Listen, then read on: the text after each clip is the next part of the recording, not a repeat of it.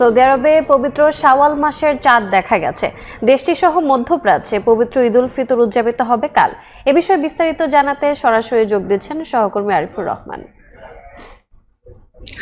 দীর্ঘ প্রায় 1 মাস সিয়াম সাধনার পরেই কিন্তু আসলে এই ঘোষণাটি যেটির জন্য অপেক্ষা, সেই অপেক্ষার অবসান হলো। কিছুক্ষণ আগেই কিন্তু সৌদি আরবে ঘোষণা হয়েছে পবিত্র ঈদ উল ফিতরের চাঁদ দেখা গেছে, অর্থাৎ যে শাওয়ালের চাঁদ যেটি দেখার জন্য অপেক্ষা ছিল সেই অপেক্ষার অবসান হয়েছে। কিছুক্ষণ পরেই আমরা আসলে এই যে সেলিব্রেশন সেটি কিন্তু শুরু হয়ে গেছে। ইতিমধ্যে আমরা আসলে দেখেছি প্রায় সবখানে সৌদি আরবের যেখানে যেখানে চাঁদের দেখার জন্য যেই অবজারভেটরি যেই কমিটিগুলো থাকে তাদের কাছ থেকে বেশ কয়েকটা জায়গা থেকে কিন্তু ইতিমধ্যে একযোগে ঘোষণা এসেছে, এবং সৌদি রয়্যাল কোর্ট থেকেও কিন্তু এই ঘোষণাটি এসেছে যে আগামীকালই সৌদি আরবে পালিত হবে পবিত্র ঈদ উল ফিতর, অর্থাৎ শাওয়ালের যেই প্রতীক্ষিত চাঁদ সেটি কিন্তু উদিত হয়েছে। এই কারণে কিন্তু আমরা আসলে দেখছি যে সৌদি আরবের বিভিন্ন জায়গায় কিন্তু ইতিমধ্যে যে ঈদ উল ফিতরের যে সেলিব্রেশন সেটি কিন্তু শুরু হয়ে গেছে।